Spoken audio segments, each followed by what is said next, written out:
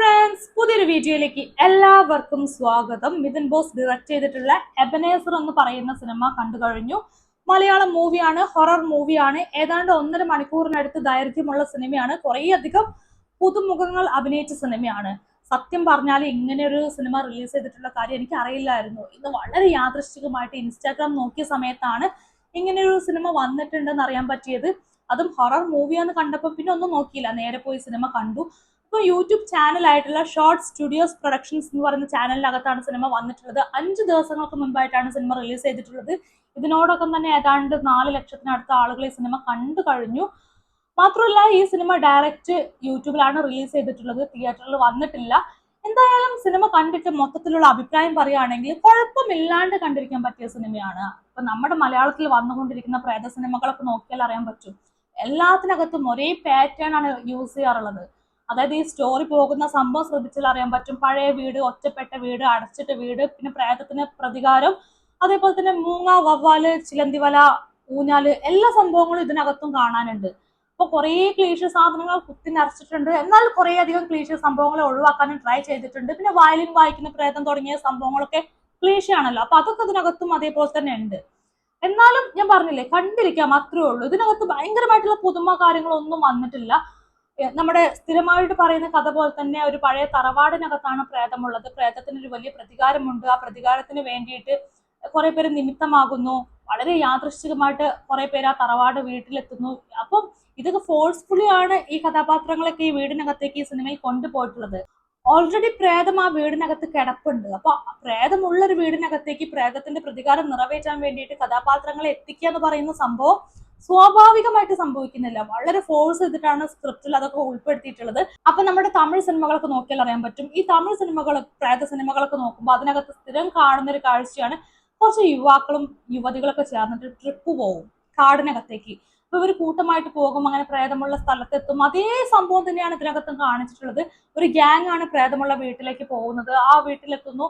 പക്ഷെ ഇതിനകത്ത് ഒരു ഉപകാരമുണ്ട്, ഒരൊറ്റാളെ പോലും പ്രേതം കൊല്ലുന്നില്ല. അനാവശ്യമായിട്ട് ചുമ്മാ കൊല്ലൽ സംഭവം ഇതിനകത്ത് നടക്കുന്നില്ല. ആ ഒരു ക്ലീശ അവർ മാറ്റിയിട്ടുണ്ട്.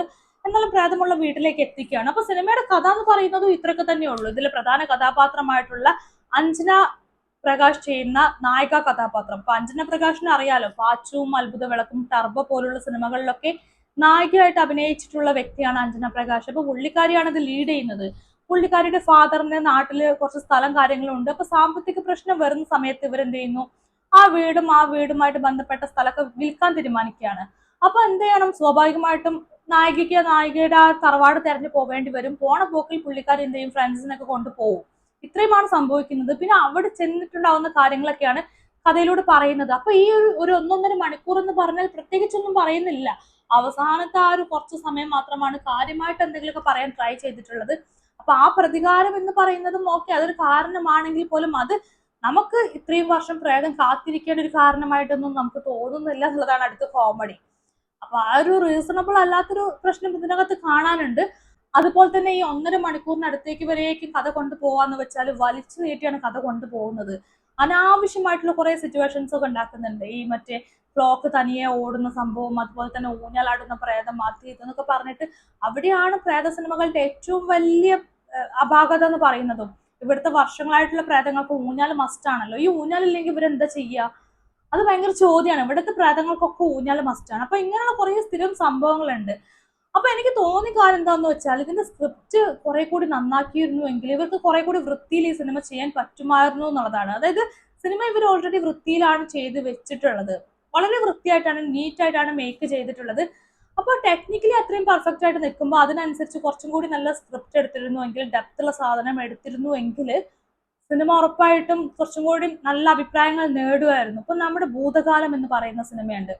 ആ സിനിമ പ്രേതത്തെ കുറിച്ച് പറയുന്നുണ്ട്, ഗോസ്റ്റ് എന്തൊക്കെയോ സംഭവങ്ങൾ കൊണ്ടുവരുന്നുണ്ട്. അതേസമയം തന്നെ മറ്റൊരു വിഷയം കൂടി പറയുന്നുണ്ട്. അപ്പൊ ഡെപ്ത് കൂടുന്നുണ്ട്. ഇപ്പൊ ഈ ഡയറക്ടറിന്റെ, ഇപ്പൊ ഈ പറയുന്ന നമ്മുടെ മിഥുൻ ബോസ് എന്ന് പറയുന്ന ഡയറക്ടറുടെ ഒരു കഴിവ് വെച്ച് നോക്കുകയാണെങ്കിൽ പുള്ളിക്ക് അതുപോലെയുള്ള സ്ക്രിപ്റ്റ് ഒക്കെ കിട്ടാൻ മാത്രമുള്ള കഴിവൊക്കെ ഉണ്ട്. അത് ഈ ഒരു വർക്ക് കണ്ടാൽ അറിയാൻ പറ്റും. ഇപ്പൊ പുള്ളിക്ക് കുറച്ചും കൂടി നല്ല സ്ക്രിപ്റ്റ് എടുക്കാമായിരുന്നു എന്നാണ് എനിക്ക് തോന്നിയിട്ടുള്ളത്. അതുപോലെ ഇതിനകത്ത് അഭിനയിച്ച ആളുകളുടെ കാര്യം പറയുകയാണെങ്കിൽ ഇപ്പൊ നായികയായിട്ട് വന്നിട്ടുള്ളത് അഞ്ജന പ്രകാശ് ആണ്.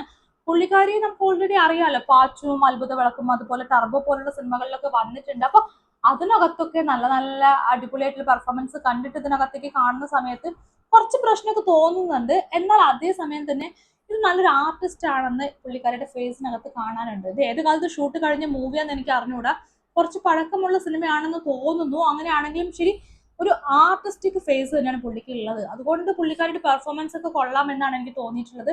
പുള്ളിക്കാരുടെ കൂടെ കുറച്ച് ആർട്ടിസ്റ്റുകളൊക്കെ ഉണ്ട്, എനിക്ക് അവരൊന്നും അറിയില്ല. പക്ഷെ എല്ലാവരും നന്നായി പെർഫോം ചെയ്തിട്ടുണ്ടെന്ന് എനിക്ക് തോന്നി. ഈ സിനിമയ്ക്കകത്ത് കണ്ടിടത്തോളം ഇവരൊക്കെ പുതിയ ആളുകളാന്ന് തോന്നുന്നു. എന്നാലും ഇവരെ കൊണ്ട് ഡയറക്ടർ നന്നായിട്ട് വർക്ക് ചെയ്യിപ്പിച്ചിട്ടുണ്ട്.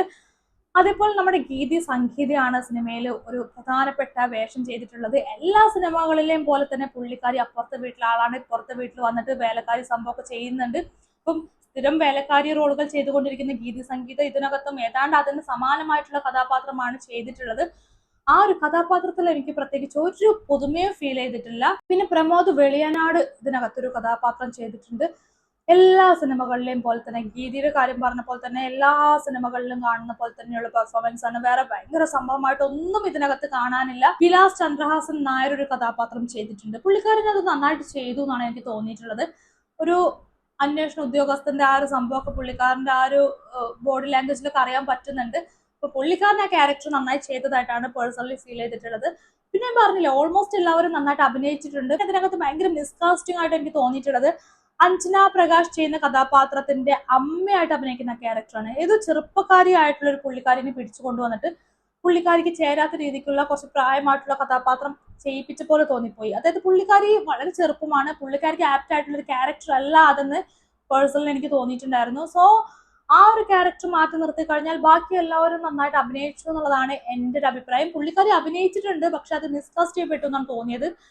എന്നാലും അഭിനയമൊക്കെ ഓക്കെ ആയിരുന്നു. പിന്നെ ടെക്നിക്കൽ സൈഡിലേക്ക് വരികയാണെങ്കിൽ സുകേഷ് കുമാറിന്റെ സ്റ്റോറിക്ക് ഷിജു നമ്പ്യാത്താണ് സ്ക്രിപ്റ്റ് ചെയ്തിട്ടുള്ളത്. ഞാൻ പറഞ്ഞില്ലേ, ഇത് ഭയങ്കര പുതുമയുള്ള സംഭവങ്ങളോ കാര്യങ്ങളോ ഒന്നും അല്ല, ഒട്ടും പുതുമയില്ലാത്ത സംഭവം തന്നെയാണ് ഇതിനകത്തും പറഞ്ഞിട്ടുള്ളത്. പക്ഷെ ഷിജു നമ്പ്യത്തിന്റെ സ്ക്രിപ്റ്റിലേക്ക് വരുന്ന സമയത്ത് കുറച്ചും കൂടി ഈ സംഭവത്തെ പെർഫെക്റ്റ് ഒക്കെ നോക്കിയിട്ടുണ്ട്. അതിൻ്റെതായിട്ടുള്ള കുറച്ചൊക്കെ മെച്ചങ്ങൾ ആ സ്ക്രിപ്റ്റിൽ കാണാനുണ്ട്. കുറച്ചൊക്കെ ക്ലീശ സംഭവങ്ങളൊക്കെ ഒഴിവാക്കിയിട്ടുണ്ട്. എന്നാലും കുറെ കൂടി ക്ലീശ കാര്യങ്ങളൊക്കെ ഒഴിവാക്കാമായിരുന്നു എന്നാണ് എനിക്ക് പേഴ്സണലി തോന്നിയിട്ടുള്ളത്. പിന്നെ ജുബേർ മുഹമ്മദ് ആണ് ഇതിന്റെ ബാക്ക്ഗ്രൗണ്ട് സ്കോർ ഒക്കെ ചെയ്തിട്ടുള്ളത്. പേഴ്സണലി പലയിടത്തും കൊള്ളാമായിരുന്നു എന്ന് തോന്നിയിട്ടുള്ള വർക്കാണ്. അതേപോലെ തന്നെ GOP ആയിട്ട് വർക്ക് ചെയ്തിട്ടുള്ള കക്ഷിയുടെ വർക്കും കൊള്ളാം, തരക്കേടില്ലാണ്ട് പുള്ളിക്കാരൻ ചെയ്തിട്ടുണ്ട്. അങ്ങനെ മൊത്തത്തിൽ നോക്കുന്ന സമയത്തും വലിയ കുഴപ്പങ്ങളൊന്നുമില്ല. എന്നാൽ കൂടിയും എല്ലാ സിനിമകളിലും കാണുന്ന കാര്യങ്ങൾ തന്നെയാണ് ഈ സിനിമയ്ക്കകത്തും പറയുന്നത് എന്നുള്ളതാണ് ഒരു വലിയ പോരായ്മ. എന്നാൽ ആ പോരായ്മ വലിയ പോരായ്മ അല്ലാത്ത രീതിക്ക് തന്നെ പ്രേക്ഷകരെ അനുഭവിപ്പിക്കാൻ പറ്റുന്നു എന്നുള്ളതാണ് ഈ സിനിമയുടെ മെച്ചമായിട്ട് തോന്നുന്നത്. പിന്നെ ഇത് വൺ ടൈം വാച്ചബിൾ ആയിട്ടുള്ള മൂവിയാണ്. അതായത് രാത്രിയൊക്കെ ഇരിക്കുന്ന സമയത്ത് ചെറിയ പിള്ളേർക്കൊക്കെ കാണാൻ പറ്റിയിട്ടുള്ള ഒരു മൂവിയാണ്. ടിക്കറ്റിന്റെ ക്യാഷ് ഒന്നും ചെലവാക്കണ്ട, യാത്രയുടെ ക്യാഷ് ഒന്നും ചെലവാക്കണ്ട. നിങ്ങൾക്ക് സമയമുണ്ടെങ്കിൽ, നിങ്ങൾക്ക് കുറച്ച് സൗകര്യം ഉണ്ടെങ്കിൽ ഇരുന്ന് കാണാൻ പറ്റിയിട്ടുള്ള ഒരു മൂവിയാണ്. സിനിമ ഒരുപാട് കാര്യങ്ങൾ കൊണ്ട് നിങ്ങൾക്ക് ക്ലീഷയായിട്ട് ഫീൽ ചെയ്യുമെങ്കിലും ജസ്റ്റ് കണ്ടിരിക്കാം, അങ്ങനെ ഇരിക്കാൻ പറ്റിയിട്ടുള്ള മൂവി തന്നെയാണ്.